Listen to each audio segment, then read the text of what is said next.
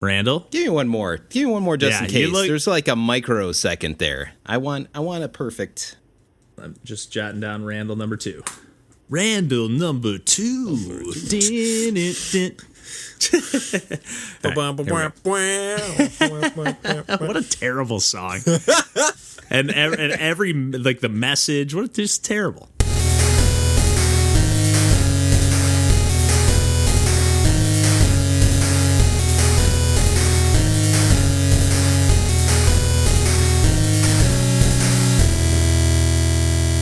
Hey everybody, welcome to Pursuing Pixels. My name's Kevin Portelli, and I'm here tonight with Randall Nolery. Hey everybody. John Hines. Hey there.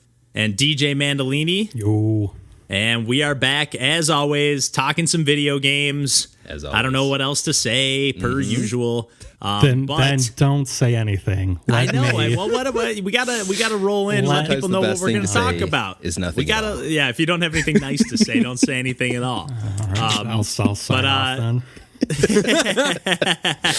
Well, no, I know, DJ, you've been playing the most recent Fall Guys update, and we've talked quite a bit about Fall Guys, I think on a couple episodes where we had some thoughts and mostly critiques, or at least, we were having a good time for sure, but we kind of had some nitpicks, I guess, more than critiques. We started off pretty strong with our reviews, and then we were playing like crazy, yeah. And then as the episodes went on, our feelings would get a little more stale. Yeah. We burned out on it, but but then when we play something like Rocket League, when we're hooked on that, we can just play it every night, and it doesn't matter, So we did get burned pretty quick. Yeah. I remember being a bit dismissive the last time I mentioned it. But I've been reinvigorated because nice. That is good to hear. They've added some nice updates. There's, off the top of my head, there's 5-ish new levels. Some of them are nice. I thought there was only going to maybe be 2 or 3 based on some of the clips or whatever I'd seen on Twitter or whatever. I can think of 5. Maybe there are more. Some of them are completely new, obstacle courses. Others are some variations on previous ones. You remember that Hoopsie Daisy game where there are 3 teams and you're jumping through hoops? Yeah, I really like that game. They added a solo version of it, Hoopsie Legends. Nice. Where it's which was one of our big gripes. Not big gripes, but we talked a lot about how the team games we weren't as into. We were way more into the solo competition. Yeah. And in that one, it's you have to get just 6 hoops to qualify, and it's so it's first X amount of people to reach that goal. Same level, or is it a new layout as well? It's a new level. It's a new layout, yeah. And there are different variations on existing levels. I had mentioned some of them, in our Discord, how some maps now have maybe some additional obstacles to make it a little harder, because I think there are, or even to balance it better. Yeah remember that one where gate crashes where the gate goes up and down, and it would be the one on the left is always going to go first, then the one on the right. It was the same order every time. Yeah. Now it's more randomized stuff, so nice, cool. So it's a lot of the stuff we mentioned, or at least some of the stuff we mentioned for sure. Yeah. So I'm really just pumped at how I don't know, proactive they're being, and just delivering on whatever the community seems to be calling for. So yeah. And in addition to it used to be you just say I'm ready to play. Now you also have different playlist options. There's the default normal game, and then there will be some special sort of playlist that rotates every certain amount of days. Right now it's on the playlist is hard mode, so it's just the hard versions of every level. Nice. Cool. And it's been nice because we got to a point, not to fucking brag, but I am, where no, dude, you were winning 5 in a row, or I think you were the only trophy I haven't gotten. Yeah. Well, I was reliably getting to the final round of every game, but with these hard modes, I was getting eliminated way sooner. I was just fuck, man, maybe I'm not actually good at this game. Yeah, maybe you were playing with me too much. That's pretty exciting to hear, though, because like I think that update came out late October, I want to say, like right around Halloween when it first came out. I don't know if they've done like little patches in between, to tweak the games, but pretty not that long after the initial release of the game. So pretty cool that basically our main complaint was that we were just getting kind of burned out. So if you're reinvigorated, that's good to hear. Yeah, I mean, like I don't see this as something I'm like going to, it's not the same as Rocket League where it's like I could continuously play this. Right. Yeah. Like I could play Forever, Rocket pretty League much. like basically like every week and still be excited by it. Like I think with Absolutely. this, like I'm still like pumped to play. Like I want to play more. I think it's just going to like come in waves. Like I'll want to return like, after another like chunk of months or weeks or something, just see what's been updated. And but it's just nice to have that option because like I think I don't have as many multiplayer go-tos aside from like Rocket League, so it is nice just to have this other option because I've realized how much I miss like online multiplayer games. So. Yeah, and they're great for like again throwing on a podcast or even like having a TV show, like kind of a mindless show in the background. And just kind of ripping through some levels and just kind of like, you just want to play some games, but you don't want to necessarily be fully invested in something. Yeah, if that makes sense. I've got like 20 minutes or whatever. I could play a full round of this or whatever. Right. Nice. So because of that, I haven't really been touching anything else on my PS4, but I did purchase a new game for the Switch. I got Mom Hid My Game. Nice. Oh, nice. That was one of I think that was out on Switch pretty early because that was one that I just remember being on my radar pretty early on when I got my Switch. Yeah, I like watched the video that Video Game Donkey made, and like I was just super into it. It's just this very simple, charming game where the plot is just like your mom has like hid your handheld game console, and you just have to like click around and like solve these puzzles to find it. But yeah, it's a very adventure game puzzle format that isn't, really used in modern game design. Like it's kind of an old like thing that you like really associate with, I don't know, PC games in the 90s. Right. Yeah. I was going to say, when you say adventure game, you're talking like point and click style? I mean, kind of, yeah. Yeah, like how does it like actually control? Because like I've seen playthroughs of it, but like I've never actually played it myself. You are moving a cursor like over the screen and just clicking. So it is like point and clicky. Cool. But it's like 50 levels, but like they're all so bite sized that you could like beat the game within an hour ish. Nice. That's my style. Yeah. Me too. And there will be just like ridiculous scenarios that, the game throws at you, like there's a giraffe in your living room or just like little cute stuff that they do throughout. It's just like, okay, like it's very funny. It's very charming. Yeah, I was going to say it almost looks like they're going for humor as well in the game with like the puzzles. Like it might not even, there might be some puzzle solving, but sometimes it might just be going for the gag. I got that impression at least. Yeah, it was definitely a fun one. I think you should stream it since you've been on a bit of a tear on the streams, Kevin. Oh, is this a new? Well, no, it's definitely not a new game. Is it just something people are playing recently, or was that an old Donkey video? Or was it on sale?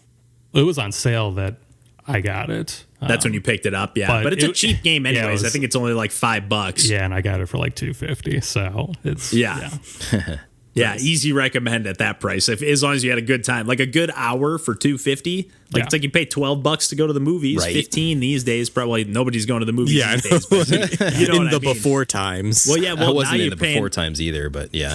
yeah. Now you're paying $30 to get a rent 'em theater style, which I guess is okay if you have a whole family. But if you're just living by yourself, not that great of a deal.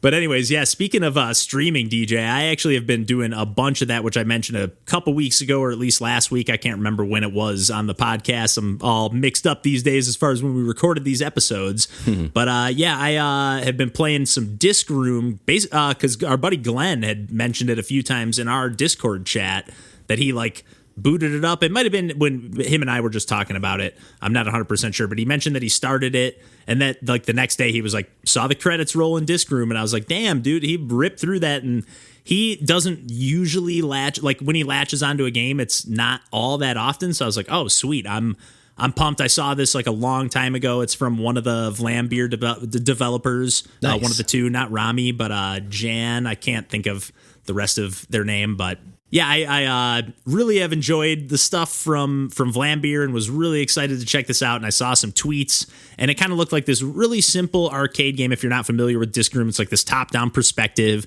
and there's just these spinning saw blades bouncing off the walls, spinning all over the rooms, and it's like bullet hell almost, except you're controlling this top-down Zelda-style character that you're just running around dungeon rooms and dodging those saw blades. And I was so pumped for this game. Like, that's just such my kind of game. Like, survive as long as you can. And I saw people when they first were showing off the game, they were just saying like, oh, I can't believe you survived this long. And it is really cool. They actually put like on every level you play, they actually show you the top developer time, which is really cool. Oh, like you see like their best score. And they also show like any of your friends. So I was seeing all of Glenn's scores as well. Nice. But I do love the gameplay itself. Like I love the core mechanics.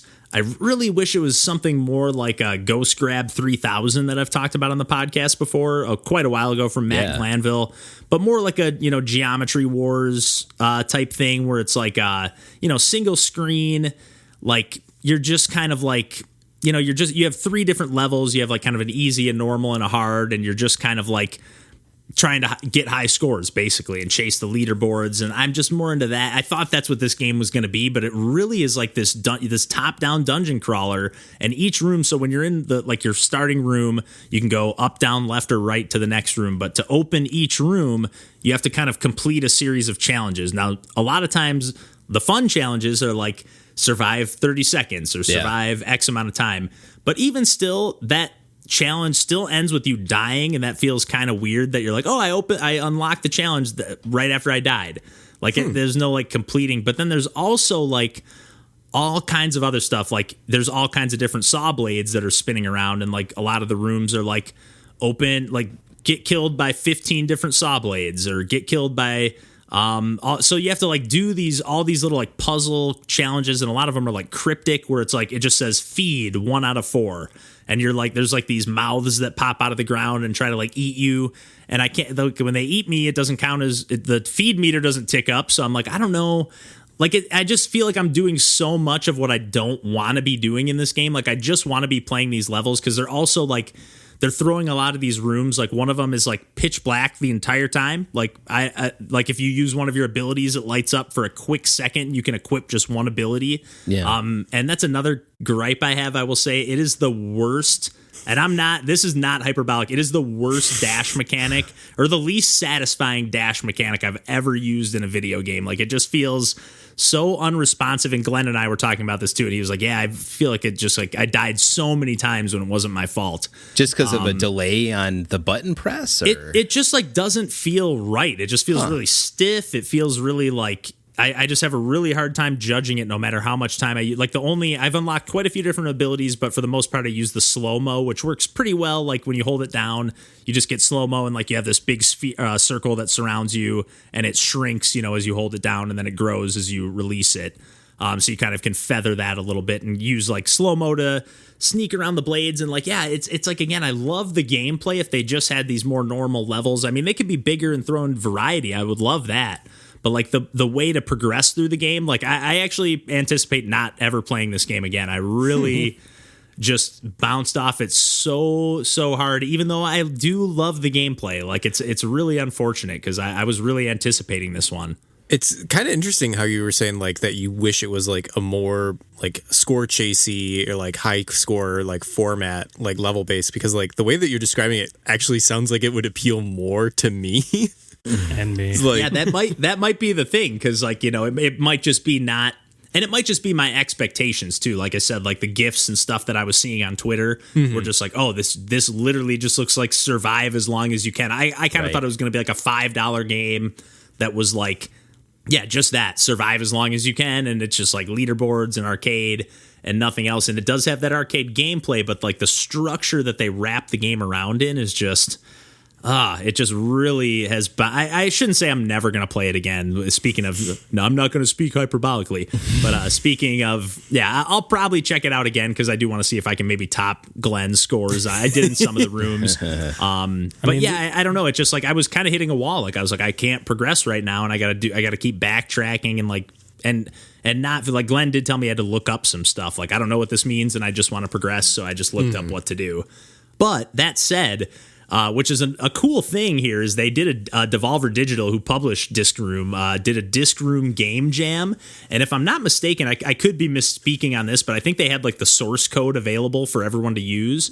I could be wrong, really but like nice. A lot of people had like their art assets and stuff looked very similar, if not exactly the same. So I was like, I feel like there's no way I like that they didn't cartoon have style, access too. to this stuff. Yeah, it's a really cool like comic book style. Yeah. The way the game opens up is awesome. It's like it opens up in like just a few kind of like comic panels, and then like on the last comic panel it like shows your character in the opening room, and then the screen like opens up to widescreen, and then you just start playing the game. Like it's really a slick experience for sure. But yeah, I don't know. But anyways, the Disc Room game jam on the other hand, that arcade experience, because people were whipping these games up, I think it was a little bit longer. It wasn't like a one weekend. I think it was maybe 14 days. But these teams of developers or whatever, and actually the first one I'm going to mention is called Harvest Doom, and I think I mentioned a game called Null Drifter. Yeah. Great name, but I mentioned Null Drifter on the podcast, and this was one developed by the same person, and it feels very similar gameplay wise, but it's like a roguelike, and they kind of went way out of the, like you're kind of like almost scrolling up like a vertical shmup, a vertical scrolling like Tate mode shmup, and you're like this alien riding a buzzsaw UFO, and you like are like chopping down crops, and there's like tractors in the way, and when you like dash, this dash mechanic on the other hand works very well. You can like dash and kill enemies with your buzzsaw, and you get all kinds of perks. There's 10 levels as far as like they're like waves almost, like you keep progressing forward. You hit a shop at the end of each wave, you get an upgrade, roguelike style. But really cool, you get like a giant saw blade, or you get, and it's got like just a really cool like Downwell 3D pixel art style, like Downwell palette style, but like kind of a 3D pixel art thing going on. Nice. And just really fun. It kind of controls similar to Null Drifter. I got really hooked into that game, and you play as this alien trying to like collect as much weed as you can, which is really funny. Like the whole time I was like, are those pot leaves? And then I'm looking at my character like up in the top left corner, and he's just like smoking a blunt. This alien's just like all blunted out. It's pretty hilarious. And like the game actually opens up with like, I think I said at the beginning that Devolver hosted the game jam. The game actually opens up. It's like just straight up like, hey Devolver, this is a pitch for a game.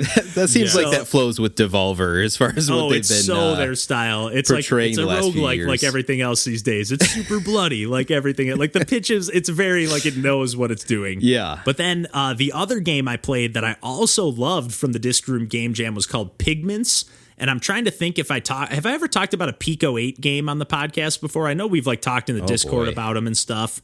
I'm not like 100% on the podcast? sure. Yeah. I think so. Yeah, I'm trying to think of. I can't think of any specific ones that I've mentioned, but we've definitely mentioned PICO-8. Yes. But if anyone's unfamiliar, it's like this fantasy kind of 8-bit console thing that you can develop games in for kind of not beginners, because I mess around with it and I couldn't really figure it out. Yeah, I think I even mentioned that on the podcast. Yes, we've definitely discussed the PICO-8 before. Yeah. But so Pigments is basically the same type of Disc Room gameplay, but more retro, obviously being a PICO-8 game.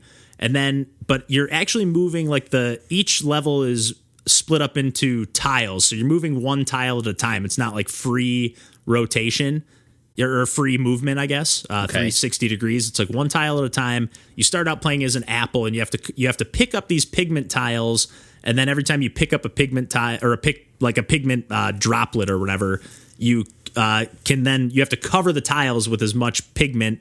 Like each tile you have to paint it, I guess, with the pigment after you pick it up, but you get a limited amount. It's almost like ammo. And it was just so fun, and it almost works like super hot style. Like when you're not moving, the saw blades are moving like super, super slowly. And then when you start like moving one tile, they'll like start moving, and you can hold it down and you start kind of like moving at a more regular pace. But I just got so hooked on this game, and you have like your overall score. You basically just try to cover 100% of the grid, and I think there's 100 tiles on each grid, or maybe there's 200. I think it was 1% for every 2 tiles you covered. But however much it is, however much percent you cover of the grid, with each fruit you unlock more as you get more points of your like overall percentage combined. And I just had so much. It was like, this is exactly what I wanted Disc Room to be. Like, hands down, I feel bad saying this, but I hands down liked both of these games a lot more than Disc Room. Okay. And we'll continue to fire them up. Pigments in particular, like just a quick, like, oh, I got 5-10 minutes to kill. Like, I was having so much fun with that. And just, again, so cool, though, like a pretty cool way to promote a new game. Like, we're going to have a bunch of people make games similar to our game. Yeah. Like, that's a cool idea. You know, yeah. Like a remix album for a game. Yeah. And I know they've even done stuff like Celeste. I think there was like a Celeste game jam. And actually, just real quick, since we're talking about PICO-8, I did play through that PICO-8 Celeste on the Nintendo Switch the other day. It took me about 20 minutes or so. But it was pretty fun. It's a little different. Like, you can't scale up walls when you're jumping. I played through a little bit of it when you're like in the game and you find that secret. But like, you can't like, keep jumping up the same wall. You have to you only wall jump away from the wall. That's all you can do. Gotcha. So like there were like a few different gameplay mechanics, but yeah, it was fun. It was definitely a fun experience. I'm glad I played all the way through that. Nice. Yeah, but Randall, I know you've been dipping into the retro bag per usual. What have you been playing lately? Per usual is right. So and sports apparently per usual. Oh yeah. The sports gamer aficionado over here. Yeah, all of a sudden again.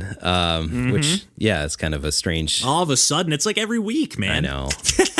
What it's just a resident. I don't mean. Yeah, I was gonna say I don't mean that as a complaint.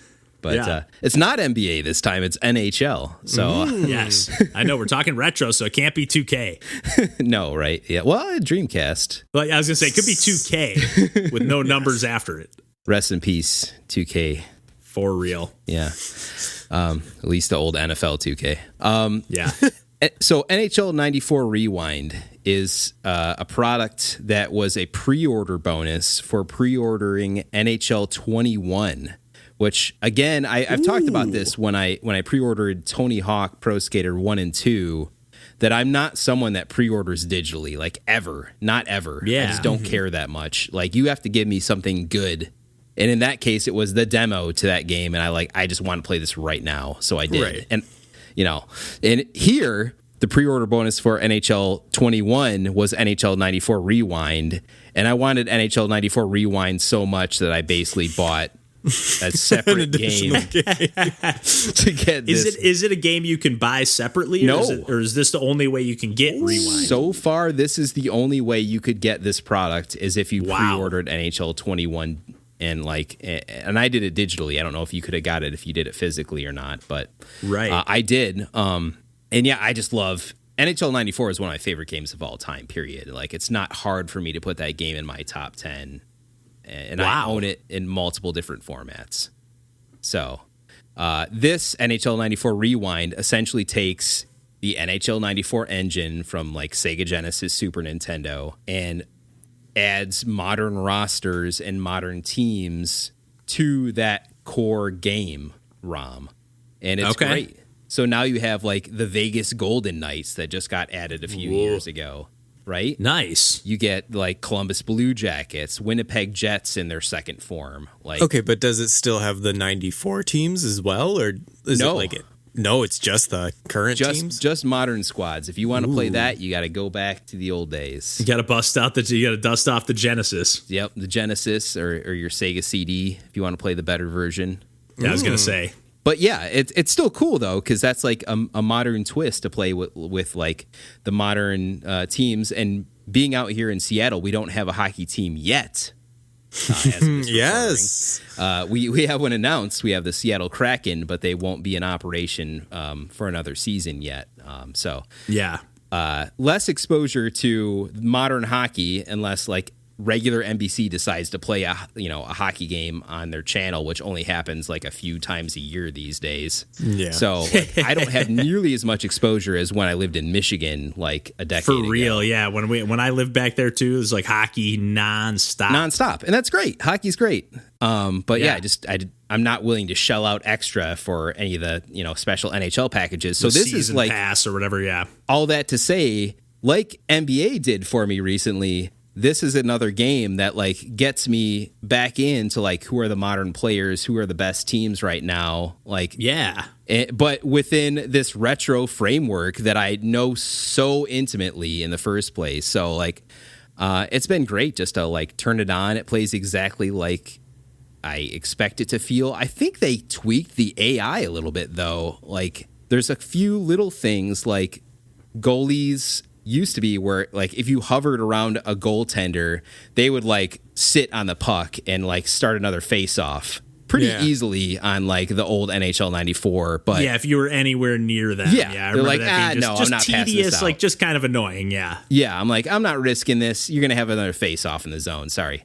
Yeah. But in this version, like they want that puck out ASAP. Like they don't care if you're in your face or not. Like you have to be like perfectly in front of them, which is easier said than done because they can knock into you or a defender can knock into you and kind of knock you off balance out of the like zone in front of the goalie. So yeah, like I was like, that's different. Like they did a little bit more here than I think than I thought that they would have if they did make that tweak, and I think they did. Unfortunately, there's no online multiplayer here, which is a big... that's a huge bummer. Yeah. Maybe if they do offer this standalone in the future, which I'd have no qualms with if they did, maybe they, at that point, offer the online multiplayer, because that would be awesome on modern consoles to have that opportunity. That'd be so cool, yeah. But yeah, this is the first time you're able to play a version of that like Sega Genesis style NHL hockey since they did do NHL 2002 on Game Boy Advance. That kind of was that engine with those rosters circa like 2001, which I own that too. It's a great version of that. But that was the last time. Didn't they do that with like the 20th anniversary of Madden or something too, where they did like an old Madden game with familiar. all the updated rosters? Yeah, I didn't get that. EA's done this a couple times. Yeah. And like if you buy it, you get the little title icon when you start up the game is Ovechkin's smiling retro face. It's really good. Like it's worth it just for that alone. That's awesome. That's all I got. Awesome. Though. I'm enjoying that. That was worth it for me. Nice. Heck yeah. That's awesome. Well, I guess we'll keep it in the retro realm for the rest of the episode. And I can't remember, how did we get started talking about Super Mario Brothers 3? Who was the first one to bring it up initially?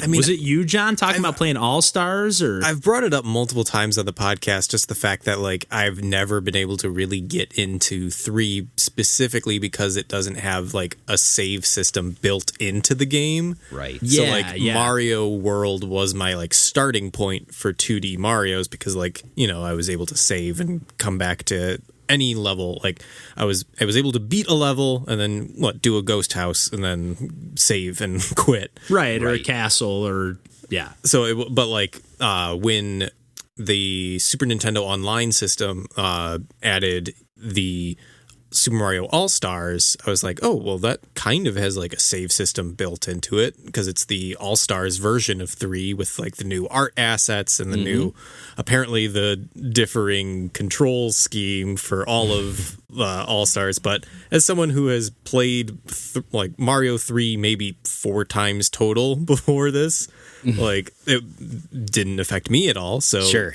I started playing Super Mario 3 on the Super Nintendo Online service on the Switch, and I've gotten through about 4 worlds of it, and turns out 3 is a really good game. Yeah. Who knew?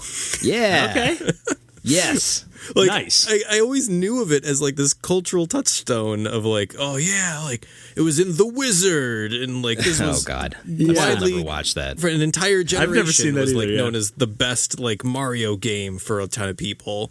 But for me, like it never really was on my radar because it was always in like I honestly probably played the most out of Mario Bros, like the original, and then like after. I don't know. I don't think I really ever really played 2 that much, and then 3 was even less. So like there was an entire era of Super Mario on the NES that like I really didn't play. Sure. And how are you enjoying, like, how much did you say you played of the NES version? Like, just a few times you'd fired it up? Yeah, like I remember playing it at like a dentist's office that had an NES. Okay. Yes. Heck yeah, those were the days, man. Man. But what about, like, how did you like the Super Mario All-Stars, like, aesthetic, like the changes? Because they did kind of update the graphics a little and the music. Like, it's definitely 16-bit, you know? Yeah. Like it's fine.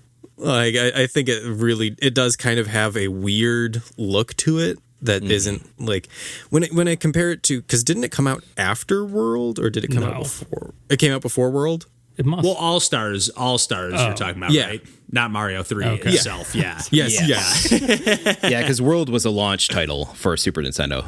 Yeah, Okay. and then they eventually had Mario All-Stars, and then they eventually came out with a version of Mario All-Stars and Super Mario World, like, all on one cartridge. That they packed with Super Nintendos. What a package of games. Seriously. But like, You know? yeah, like World just looks better. No. Oh, it's so What? It looks, dude.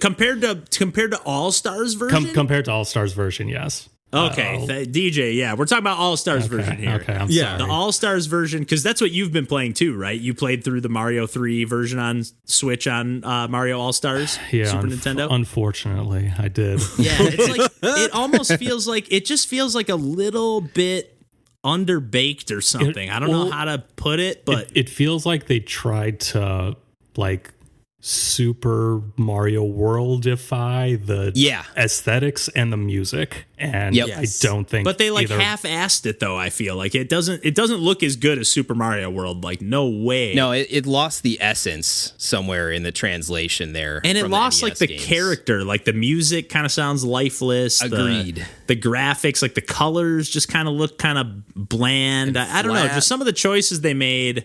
Because like Are a Mario little 3 off. for the NES looks Amazing. great. It's awesome. I love it. Like the greens and the reds, and like the Yes, colors it's very just bold. pop so much. It's I love it. It like looks like you're like in this like stage play. I think you actually are supposed to be playing through like a play. Yep. That's why like the game like starts with like a curtain opening and stuff. Yep. And like that's why like you see like some of those blocks are like bolted into the background, like almost like they do with like the Yoshi's Crafted World stuff these days, you know, like it's, I Nice. think that is kind of the intention of the presentation of that game. It's like a puppet show almost.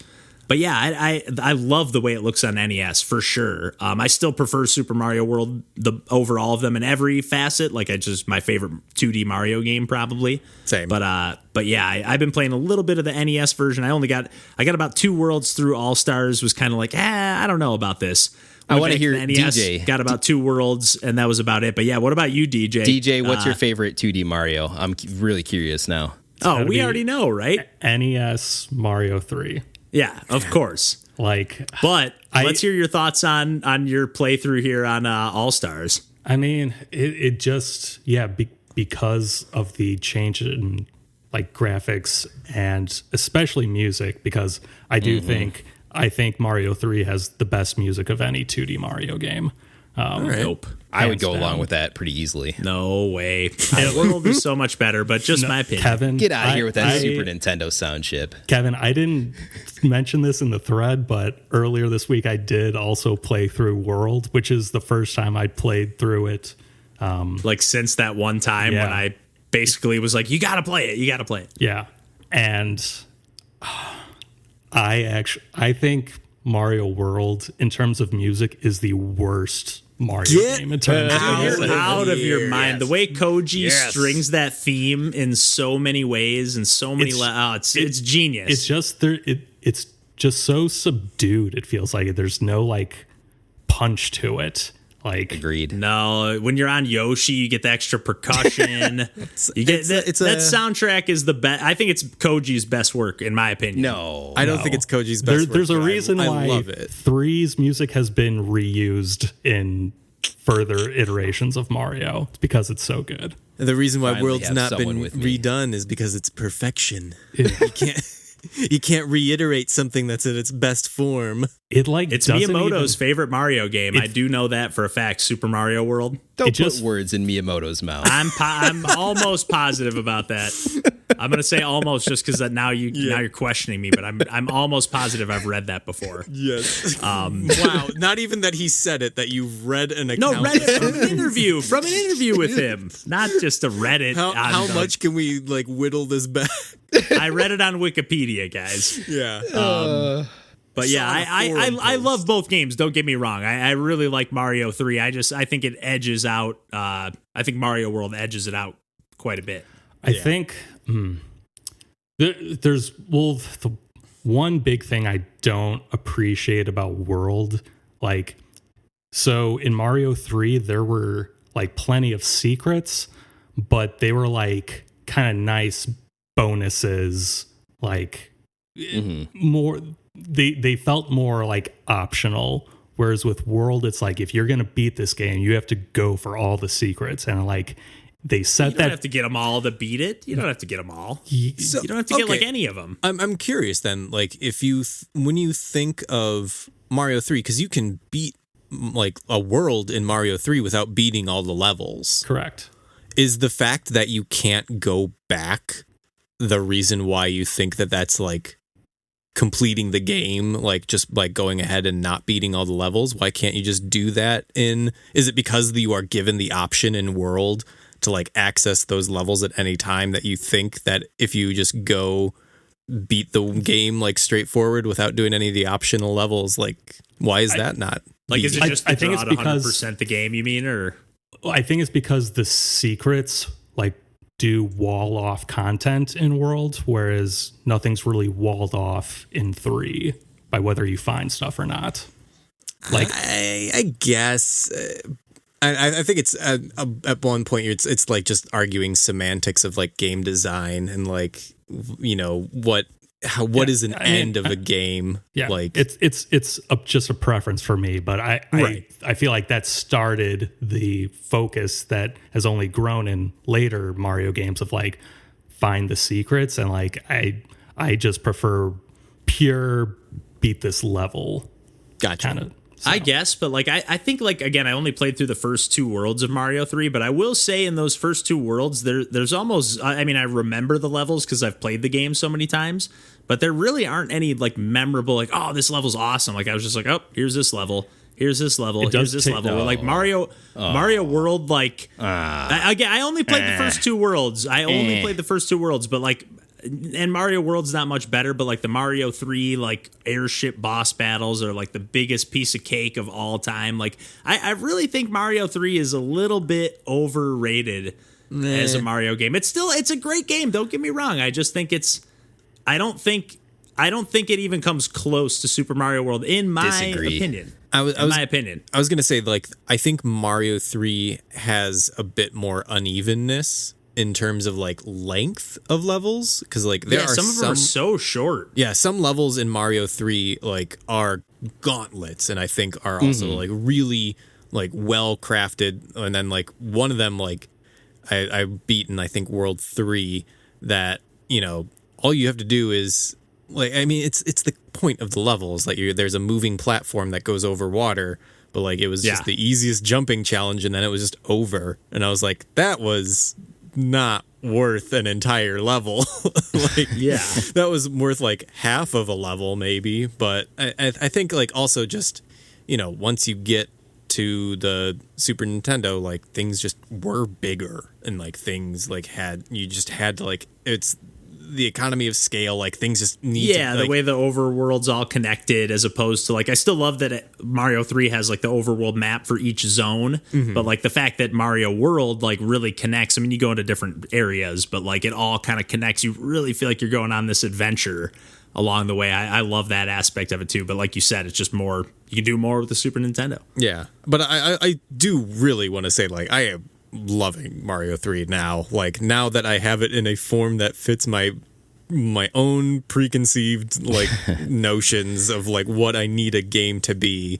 Yeah, now why didn't you just use the save states on the NES version? Because if I'm we're an all saying the incredibly NES version is better. baby. You just want to know it's in the save data and not like just some screenshot. I know. I don't prefer to use save states either, though. I feel like that changes like what they meant for the game, and of course, it's confined by the technical constraints they had at the time too. But right. And I will say that I have been using the rewind feature liberally in Mario 3, specifically on the card games and the roulette. Come on. Just to like That makes get sense. 5 up No, that's lives genius. every single time. Like, That's genius. And you know what? I totally forgot that feature is even in those games that you can rewind. I totally forgot about that. I do it on like where you play concentration and you flip over the cards, get 100% every time. Baby. Just get them all. Yeah. That's awesome. John, That's so dirty, John. That's fucking dirty, but that's awesome. John, you're aware of the additional game you can play if you're doing co-op, right? What? No.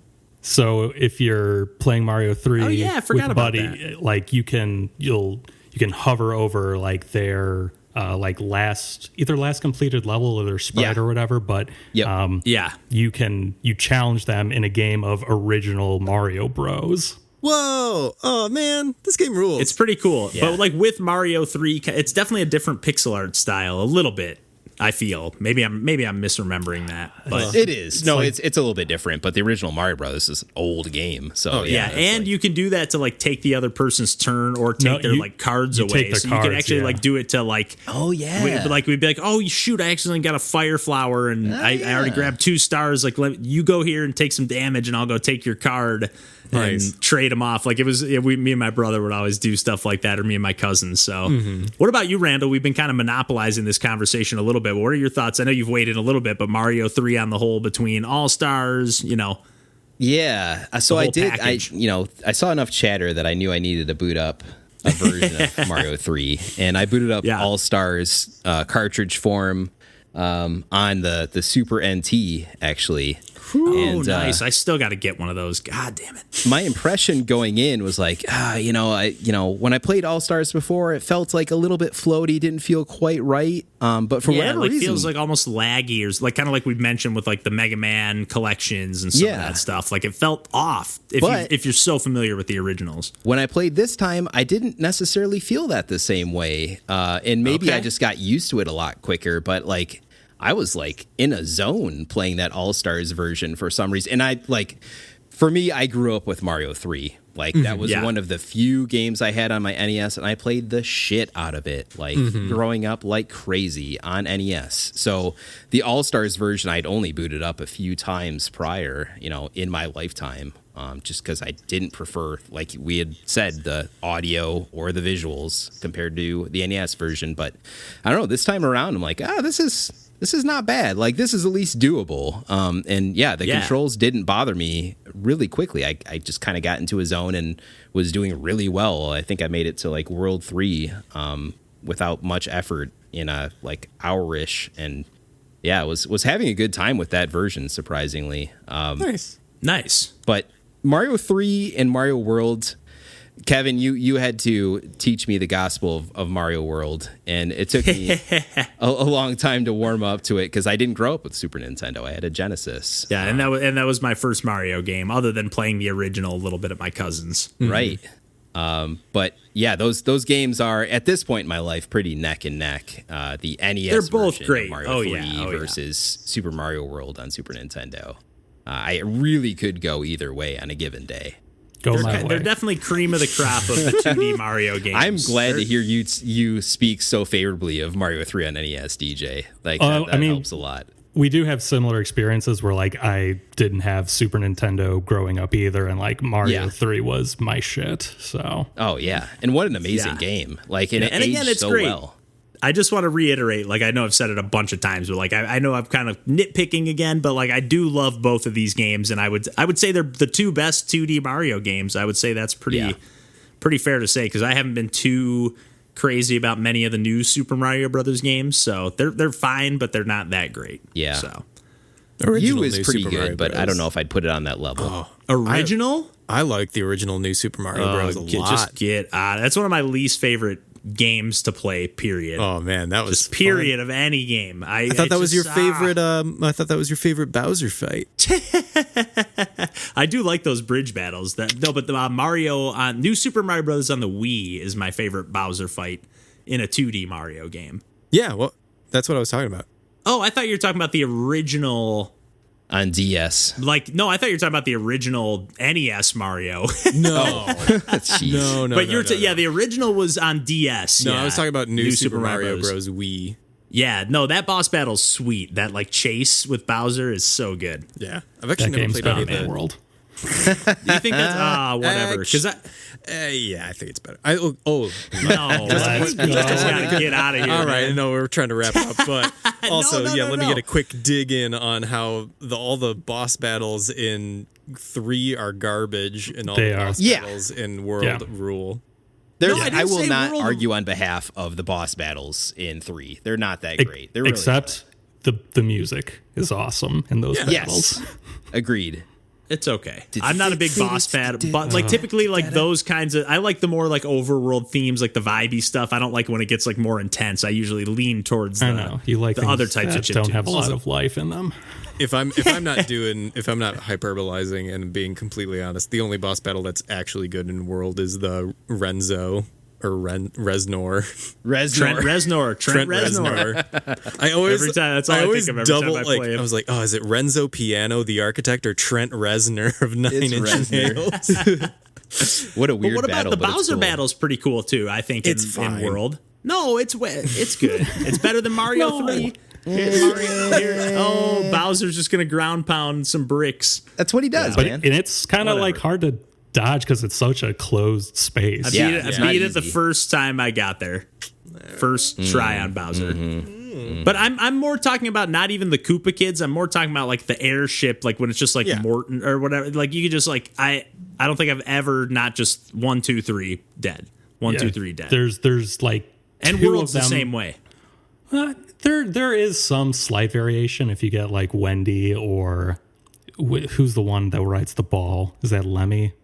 Whatever. Lemmy or think Iggy. So. Yeah. Yeah, it might be Iggy, yeah. But yeah, they are pretty. It's a little bit, but they're still so easy. I don't know. Because you can just they shouldn't have made it so you can just land on them right when they become when they stop being invincible. Because even the ones that fly, if you have it down, if you've played the game enough, they never will get a chance to do their secondary move. They'll never get to fly because you can just land on them. 1, 2, 3. There's something comforting in that too. I don't know.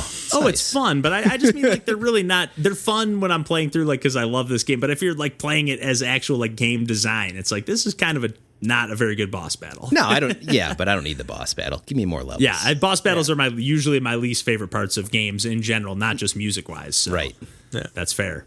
John, I know you were feeling a little left out that we talked about 3D Land without you. Did you want to weigh in on that at all, or did we want to wrap things up for the night? I think we can wrap things up. I'm still chipping away at it. So I think we'll come back to it, and then I'm happy to talk about that game. Spread my gospel of my love of that game because I didn't know you loved it so much. So I'm really glad that you do, number one, and that we're going to get a chance to talk about it again, and that I have some drive to play more. Randall, I know you were talking about maybe firing it up too. So I love. Yes, I will do so. It's so good. I will do so. We just talked. I'm saving my thoughts. Recently, I will do so. Yeah, it's so good though. It's love that game. Excited to talk about it again. Yes. And I think otherwise we can wrap up the games talk this week, guys. Oh yeah. Cool. Well, yeah, as always, you can find us on the internet at pursuingpixels.com. I think we mentioned this last week. You don't need the www anymore, just the pursuingpixels.com. Thanks, Randall, taking care of that action. But we've got a little more action, speaking of action, in the Discord lately. Come hang with us on there. We're on Twitch, YouTube. We got links in the episode description at the bottom. Twitter, Instagram, all that stuff. Just check for the links and links to all the games and everything we talk about too. But thanks for listening as always, and we'll catch you next week. And take care. See ya. Bye.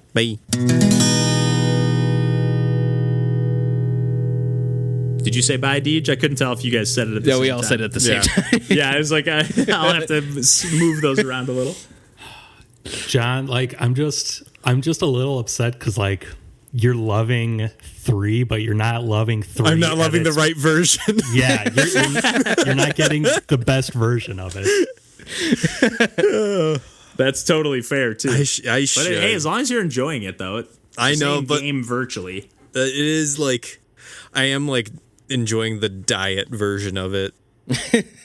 Like just it does feel like that. It feels like just kind of like a light, not sweet, kind of that fake feeling. Sucralose.